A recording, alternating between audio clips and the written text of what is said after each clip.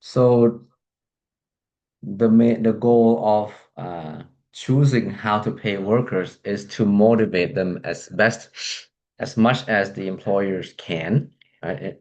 To motivate the workers. In terms of ability, that's a different story, right? Given their ability, different ways of paying is going to lead to different levels and quality of effort, right? Another way of increasing workers' effort, right, is through making them feel good about working here, right? That's the concept of efficiency wage, right? A lot of times, or almost in all cases, companies cannot monitor what the workers are doing on 100%, right? They assign the task and they just hope for the best, right? Hope the worker does his best to achieve the goal, achieve the task.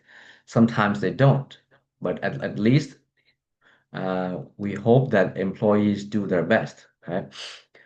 Monitoring workers is costly, right? So we don't monitor, we just let them be.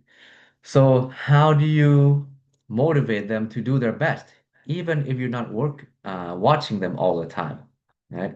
One way is to pay above market wage, right? The rationale behind this higher than market wage, which is referred to as efficiency wage, is that you can make them feel good about where they work because they feel valued, right? They feel valued, they're getting paid more than the market. Okay, that gives them a boost of morale, right? That boost of morale should increase worker effort, right? Second, if you pay above market, that additional income could actually give the workers a better life, you know. So, for example, they can afford to go to the gym now. They can buy better food. They can uh, buy anything that makes their life better, makes them happier, and which makes them healthier and more able to do the work, right? So paying them more than the market has these potential benefits of on the workers' productivity, makes them give more effort, makes them more capable, right? Uh, at the same time, it's going to attract uh, more skilled workers, attract more quality workers to your workforce. And if you pay at market, you attract, people who are, motivated by that low wage. Remember the reservation wage idea? If you raise the wage a little bit, that's going to attract even better candidates.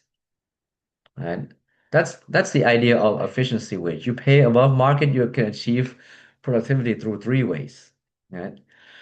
An efficiency wage is one that minimizes an employer's wage cost per effective unit of labor employed. Right? So efficiency wage is not about low wage. It actually means higher wage because the higher wage is efficient in a way that uh, is efficient because it brings out more productivity, right? You have more effort through better morale, you have more capabilities, and you also have more proportion of higher qualified workers on your workforce. Yeah, so that's the idea of efficiency wage. Yeah, just pay a little bit more. That's a nice strategy. We can look at those at the end. The theory, you can take a look on your own. I'm not going to be serious about that, but just the rationale here is uh, you pay a little bit more. What is it? You get the better quality workers. Women of BC workers generate part of the productivity gain since the threat of unemployment encourages workers not to shirk. Right? And that higher wage, some people want to work, they cannot work there. You only employ up to B here. Okay.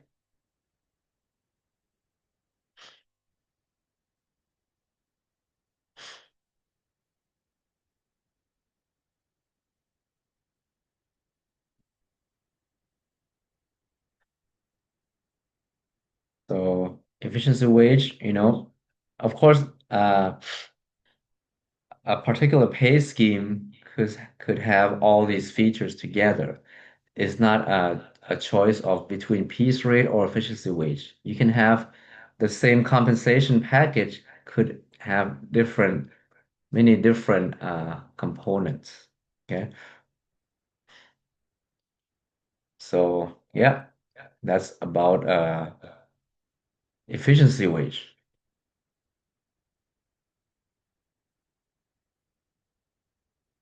Final form of wage scheme is this one called deferred payment scheme. Okay. Now, a lot of employers uh, do not know that they're employing this scheme, but they are.